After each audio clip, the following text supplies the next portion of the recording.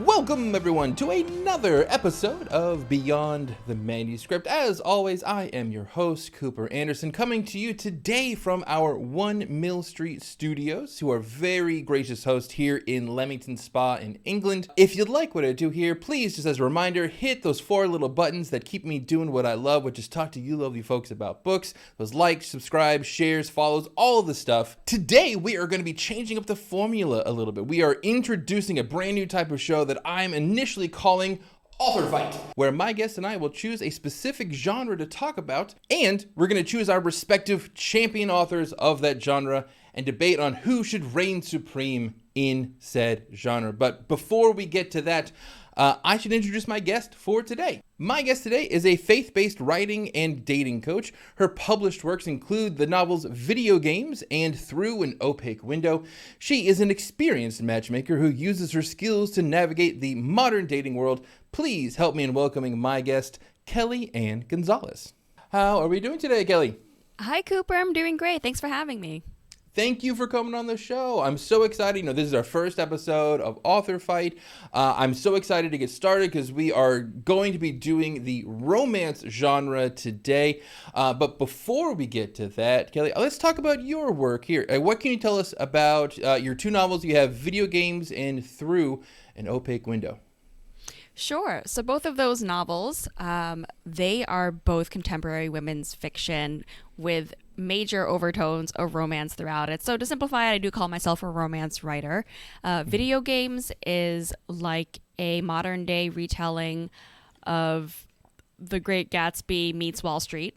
And Through an Opaque Window is more of a slow burn, kind of like a slow burning indie film. And that is more like a modern day retelling of When Harry Met Sally meets To All the Boys I Loved Before. So if you love hot, fast-paced romance trash, read Video Games. And if you prefer a slow-burning indie film and enjoyed Eternal Sunshine of the Spotless Mind, read Through an Opaque Window. Might be your type. Nice. Very cool. So real quick, in your opinion, what do you think makes the best romance, or if we're going trashy, what makes the best worst romance in your head?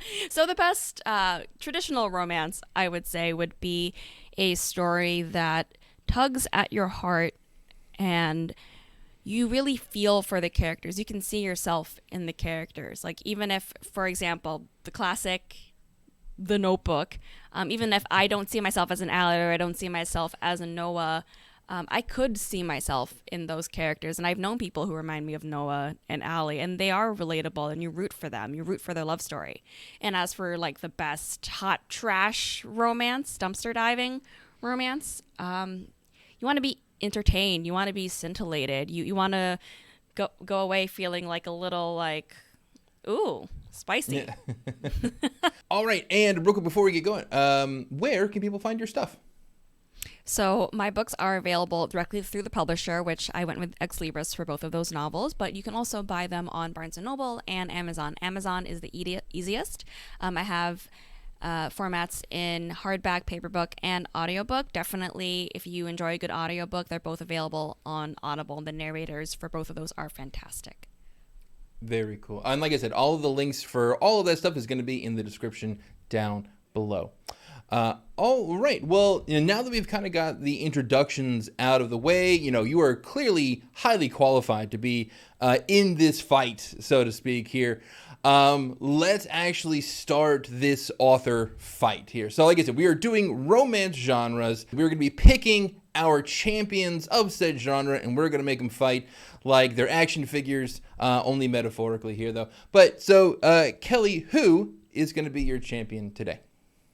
The OG, the GOAT, like I mentioned, The Notebook. Everyone knows The Notebook, even if you're not a romance fan. I told my fiance, I'm going to be debating Nicholas Sparks this week. And he's like, The Notebook? I'm like, yeah, The Notebook guy. And he knows nothing about romance.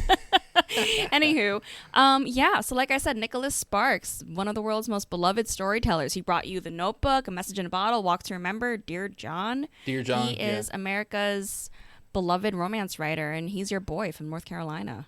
Yeah, he is. Exactly. I remember just pitching the idea for you when, before the episode started, And I was like, okay, cool. I know who I want to pick. And it was Nicholas Sparks, just because growing up in North Carolina, you see his stuff in bookstores everywhere. Not to mention all of the film adaptations of his, they film it in North Carolina as well. So every so often you'll hear of a small town kind of getting shut down for like 6 to 8 weeks as they were, as Channing Tatum just lives in like Clayton for a while they're shooting Dear John. And stuff like that. And so, so I'm very familiar with Nicholas. And then you chose him, and I was like, okay, I need to find somebody else. So, who is going to be my challenger to this heavyweight, like you said, GOAT of romance of Nicholas Sparks? Well, I'm choosing none other than the USA Today's bestseller, Mr. Chuck Tingle. And so if you don't know who Chuck Tingle is, congratulations, you have a person with social life, and you know better than to you have safe search on your Google hard drives. But so let me break down his resume real quick from my notes on Mr. Chuck Tingle here. So like I said, USA Today best-selling author. He had for 2 novels. One was called Straight, the other one was called Camp Damascus. He is also a 2-time Hugo Award finalist and a Bram Stoker nominee. He's written 3 novels, 11 novellas, 2 Harry Potter parody novels, 5 compilation collections, and even has his own adult coloring book.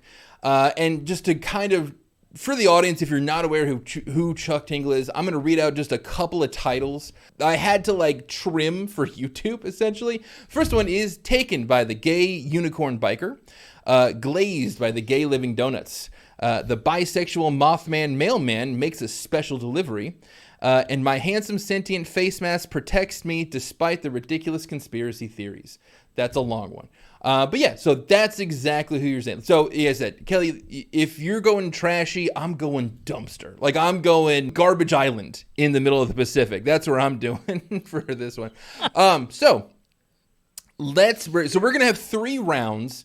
And I'm going to break down what each round is going to entail for said authors. So round 1 will be about the author and their books. Round 2 will be about any and all adaptations that they might have. And round 3 will just be overall cultural impact this author has had on the world. So, Kelly, to get us started with round 1, tell us for the people who don't know at home, who is Nicholas Sparks and what does he write about? The fact that I had to Google who Chuck Tingle was says a lot about who I'm Chuck choosing. Tingle's prominence in the romance genre. But like I mentioned earlier, you don't really have to Google Nicholas Sparks. Even if you don't know who he is as an author, work that he's written. I just say, any of his mainstream movies, Walk to Remember, the one with Mandy Moore, Oh Dear John, the one with that guy, who was that, Channing Tatum? Yeah, Dear John was Channing Tatum and Amanda Seyfried. Yeah, the one with the eyes. I can't remember how to pronounce her last name, but it's Amanda Seyfried. But tell me more. What's your experience with Nicholas Sparks books? I think Nicholas Sparks, even though, like we were talking about earlier, it's for the mom who wants a beach read and something cute to read when she's having her Mai Tai or whatever. But still, at the same time, it's readable, it's an easy read, it's enjoyable, it entertains, but at the same time, it's not like a dumpster fire, quite like a Chuck Tingle novel seems. I could go into a CVS and pick up a discount Nicholas Sparks novel and not have any shame, whereas if I go to Barnes and Noble and to the Deft and ask for the erotica section and ask for the Chuck Tingle novel and walk away with a dinosaur in a cover with boxers, I'd feel what am I reading? I couldn't read that in front of my child without some questions. Chuck Tingle books are definitely books where when you buy them, they come in a very black plastic bag. There is no see-through at all in that bag that you're getting that in, for sure. Awesome, cool, and so that's kind of round 1. We're kind of, like I said, we're kind of breaking down the books themselves. The author. I do want to point out one thing more about Chuck Tingle is clearly, obviously, that's a pen name, but also nobody knows who they are. The quote unquote author photo they have on their website is just a stock photo of a guy with a paper bag on his head. And yeah, so nobody really knows who he is. He's a total mystery, but also fairly prolific, with the amount of just kind of, I guess, content they're able to produce, if we're using that word, to put out into the world at such a quick pace. Yeah, it's really interesting. Cool. So that's round one. Round two now is we were going to be talking about adaptations. So you mentioned one of the more famous ones for Nicholas Sparks, but do you have a particular favorite Nicholas Sparks movie that you liked? I know this one's talked about all the time, but it really is The Notebook. I mean, The Notebook's the most famous. It's the one that got me into Nicholas Sparks' books and his all his adaptations in the first place. I think it's one of the most cheesy but romantic stories. At the end of the day, like, what girl doesn't want her man to build her a house, and write her letters for 7 years? Like, that's dedication.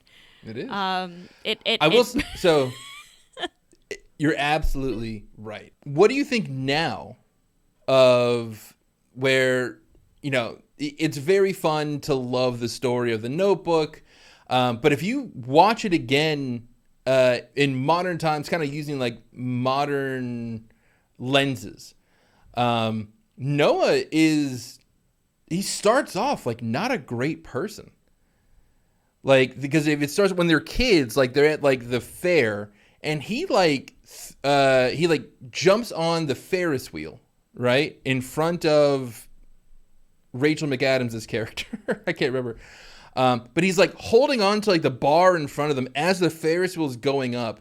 And he like threatens to kill himself if she doesn't go on a date with him. And again, it's one of those things in very trashy romance where like this only works if he's handsome. It only, and even then, even modern, it still kind of doesn't work now.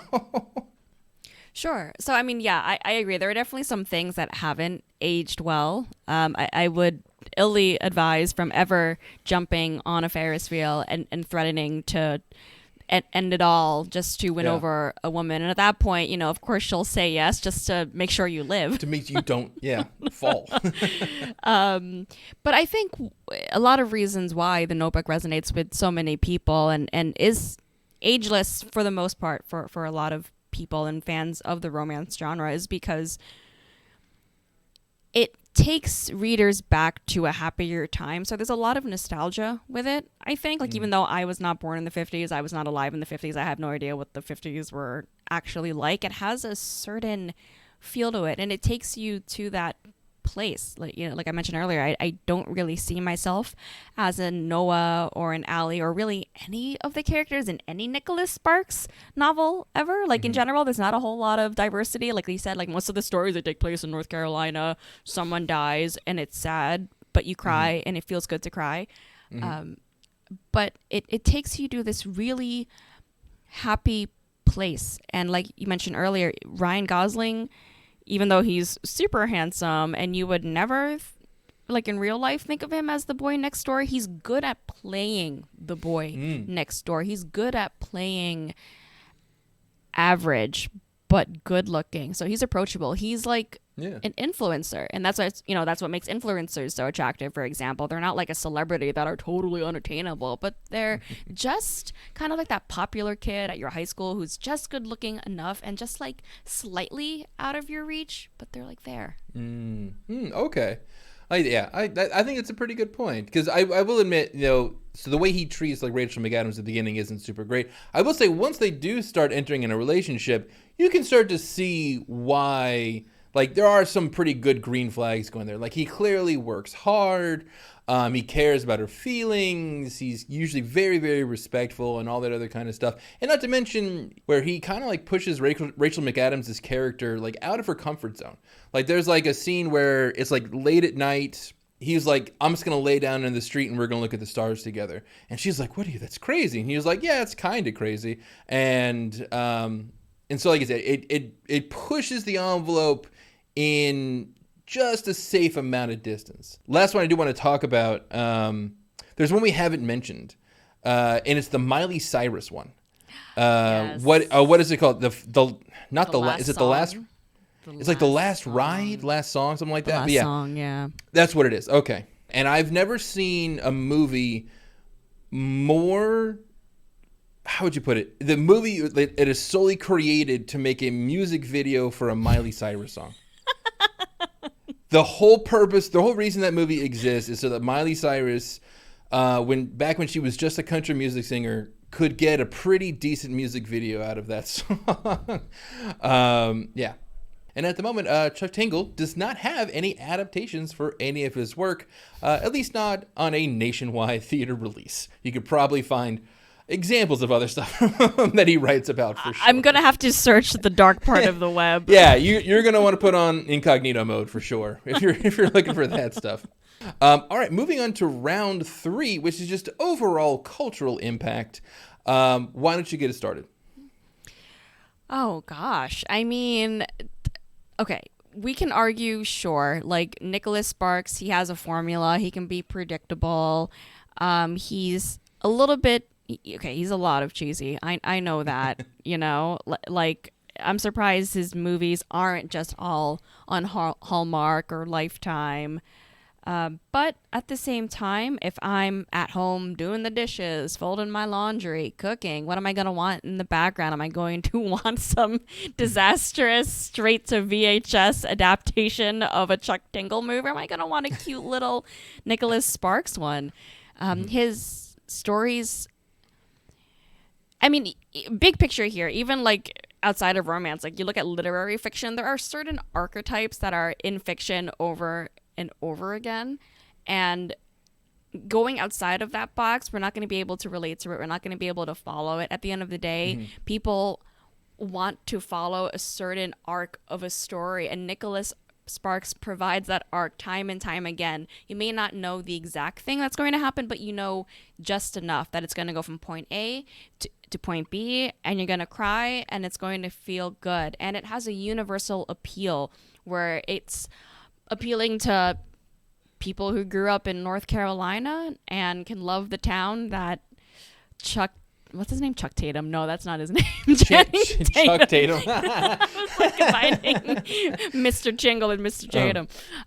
You know, the person who grew up in North Carolina, in the town that Channing Tatum filmed in for weeks can relate to, and I can relate to it from suburban New Jersey. So I think that Nicholas Sparks provides a certain amount of comfort in a very uncertain world. I think we need more romance and more Nicholas Sparks now than ever before. I mean, I think our culture is rampant right now with dystopian horror and like technological horrors, and sometimes just need something soft and cute and nice. And I think escapist literature is needed now more than ever. So for cultural impact for Chuck Tingle, I want to use him as a figurehead for all trash, right? What is the purpose of someone buying and then reading and then even enjoying good trash like this? For me, the way I like to, if I'm using metaphors on metaphors here, these kinds of books are the like chocolate sundaes of writing, right? There is no nutritional value in this whatsoever, but it's just fun. These are your, Sharknadoes of books. These are, how would you put it? Yeah, again, these are just something that going in is not gonna be like really fulfilling, but you just want to waste like an hour. Where people can get confused with that is the same thing with chocolate. Too much of it is super unhealthy, and I think too much of this, could probably skew a few views too much. But I don't think there's anything wrong with having stuff like this in society, just in general. I think letting people have their trash is perfectly acceptable, I think.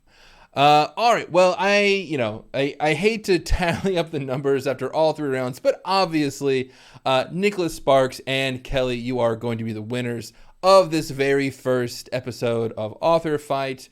Thank you so much for coming on to the show and being this guinea pig for this first episode here. One last time, where can people find your stuff and where can people find you first? Yeah, thanks, Cooper. So people can find my stuff. The easiest is on Amazon, of course, Audible, and Barnes & Noble, or directly through the publisher, Ex Libris. And they can find me on Instagram at Kelly G. Writes, and they can find me on my website, which is my name, www.kellyannegonzales.com. Excellent. This episode of Beyond the Manuscript is powered by Manuscripts, where you never write alone. Kelly, I want to thank you one last time for coming on the show. Excellent job, and I hope you have a great rest of your week. Thanks, Cooper. Take care.